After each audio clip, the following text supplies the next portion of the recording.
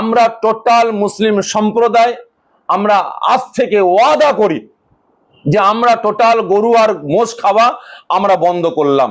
কোনো মানুষের কাছ থেকে, কোনো সম্প্রদায়ের কাছ থেকে আমরা গরু কিনবো না। তাহলে এদের বিরুদ্ধে যারা গো হত্যার বন্ধ করার নাম করে, যারা গো রক্ষকের নাম করে, যারা অসহায়দের উপরে নির্যাতন চালিয়ে বেড়াচ্ছে, মারধর করছে, গরুগুলোকে ছিনিয়ে নিয়ে ছেড়ে দিচ্ছে, তাহলে এদের বিরুদ্ধে আমার রাজ্য সরকার কি স্টেপটা নিচ্ছে? আপনারা আপনাদের কাছ থেকে যারা গরু কিনে তাদেরকে আপনারা মারছেন। রাজ্য থেকে গোহত্যা নিষেধাজ্ঞা জারি হলো, কি বলবেন? না, গরু হত্যা তো নিষেধ হয়নি। কে বলছে গরু হত্যা নিষেধ হয়েছে? আজকে আমরা দেখছি যে গো রক্ষক বাহিনী তারা রাস্তায় রাস্তায় তারা মোড়ে মোড়ে বিভিন্ন গরু ব্যবসায়ীরা গরু নিয়ে যাচ্ছে, অসহায় মানুষ, গরিব মানুষ, তারা 5টা 10টা করে গরু নিয়ে যাবে, এক একটা গরু পিছু তারা 100 200 300 টাকা করে পাবে, তাদের সংসারটা চলবে। আর আজকে সেই গোরক্ষক বাহিনী সে অসহায় গরিবদের উপরে নির্যাতন চালাচ্ছে, গরিবদের উপরে মারধর করছে, গরুগুলো ছিনিয়ে নিয়ে ছেড়ে দিচ্ছে। আমি গো রক্ষক বাহিনীদের দিকে দৃষ্টি আকর্ষণ করে বলছি, আপনারা এতটাই অবুঝ, আপনারা এতটাই অবুঝ যে আজকে গরু বিক্রি করছে কে? আপনারাই তো। গরু তো বিক্রি করছেন আপনারা, আর আপনারা আপনাদের কাছ থেকে যারা গরু কিনে তাদেরকে আপনারা মারছেন। এর মতো কাপুরুষ আমার মনে হয় আছে বলে আর কেউ আমার মনে হয় না। আপনারা তো কাপুরুষের মতো কাজ করছেন, আপনারা কাপুরুষের মতো কাজ করছেন। আমি গোরক্ষক বাহিনীদের বলবো, আজকে আপনারা যাকে মাসনাদে বসিয়েছেন, আমার পশ্চিম বাংলার যিনি মুখ্যমন্ত্রী হয়েছেন, দেশের জনগণ যিনাকে ভোট দিয়ে মাসনাদে বসিয়েছে, সেই মুখ্যমন্ত্রী বলছে যে 14 বছর পার হলে সেই গরু কুরবানি দেওয়া যাবে। 14 বছর পার হয়ে গেলে সেই গরু কুরবানি দেওয়া যাবে, কুরবানি দিতে কোনো নিষেধ নাই। আর এরা বলছে না, গো হত্যা বন্ধ করতে হবে, গো হত্যা বন্ধ করতে হবে। তাহলে এদের বিরুদ্ধে যারা গো হত্যার বন্ধ করার নাম করে, যারা গো রক্ষকের নাম করে, যারা অসহায়দের উপরে নির্যাতন চালিয়ে বেড়াচ্ছে, মারধর করছে, গরুগুলোকে ছিনিয়ে নিয়ে ছেড়ে দিচ্ছে, তাহলে এদের বিরুদ্ধে আমার রাজ্য সরকার কি স্টেপটা নিচ্ছে? আজকে আমি আমার রাজ্য সহ আমি আমার সারা ভারতবর্ষের সমস্ত মুসলিম উম্মার কাছে আমি অনুরোধ করব, প্রত্যেকের কাছে জোরহাত করে বলবো, সারাটা জীবন আমরা কুরবানি দিয়ে এসেছি, কিন্তু এবছরটা আমি প্রত্যেকের কাছে জোরহাত করে বলবো, আপনারা টোটাল গরু কুরবানি দেওয়া বন্ধ করুন। শুধু গরু নয়, তার সাথে সাথে মোষটাকেও কুরবানি দেওয়া বন্ধ করুন। কারণ গরু দুধ দেয় বলে গরু মা হয়েছে, গরু তানাদের দেবতা, তিনাদের ভগবান।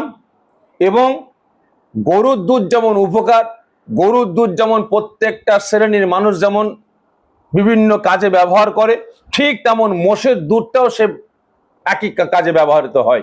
তো অতএব আমরা মুসলমান, এবং আমি পিজা সাফেরি সিদ্দিকী প্রত্যেকটা মুসলমানের কাছে আমি অনুরোধ করব, গরু এবং মোষ আমরা এবছরে কুরবানি আমরা দেবো না। কোনো মানুষের কাছ থেকে, কোনো সম্প্রদায়ের কাছ থেকে আমরা গরু কিনবো না। আমরা কুরবানি দেবো, আমরা ছাগল দেবো, ভেড়া দেবো, দুম্বা দেবো, আমরা এগুলো কুরবানি দেবো। কারণ গরু মোষ এটা জবে করা, এই গোস্তগুলো খাওয়াটা ফরজও নয়, অজীবও নয়, মুস্তাহাবও নয়, সুন্নত না। তো অতএব আমরা গরুকে ছেড়ে দিই না। লাকুম দিনুকুম ওয়ালিয়া দিন, তোমার ধর্ম তোমার কাছে বড়, আমার ধর্ম আমার কাছে বড়। আমরা গরু খাচ্ছিলাম বলে এক শ্রেণীর মানুষ এই গরুকে কেন্দ্র করে হিন্দু মুসলমানের একতা, ঐক্য, ভ্রাতৃত্ব, ভালোবাসা আজকে ধ্বংস ধূলিসাৎ করে বেড়াচ্ছে। তো অতএব আমরা মুসলমান, আমরা মুসলিম সম্প্রদায়, আমরা মারামারি চাই না, আমরা দাঙ্গা চাই না, আমরা অশান্তি চাই না, আমরা শান্তি চাই, আমরা সম্প্রীতি চাই। এই শান্তি সম্প্রীতির দিকে লক্ষ্য করে আমরা টোটাল মুসলিম সম্প্রদায় আমরা আজ থেকে ওয়াদা করি যে আমরা টোটাল গরু আর মোষ খাওয়া আমরা বন্ধ করলাম। কারণ আমরা দেখেছি বিভিন্ন জায়গায়, বিভিন্ন জেলায়, বিভিন্ন রাজ্যে আমরা ঘুরি, তো আমরা দেখি যে টোটাল মোষ এবং গরু আমার 85% অন্য অন্য ধর্মের ভাইরা লালন পালন করেন, আর মুসলিম সম্প্রদায় সামান্য গরু লালন পালন করেন, মোষ লালন পালন করেন। তথে আমরা মুসলমান গরু কুরবানি দেওয়াটা এবারে স্থগিত রাখতে চাইছি, মোষ কুরবানি দিয়ে স্থগিত রাখতে চাইছি।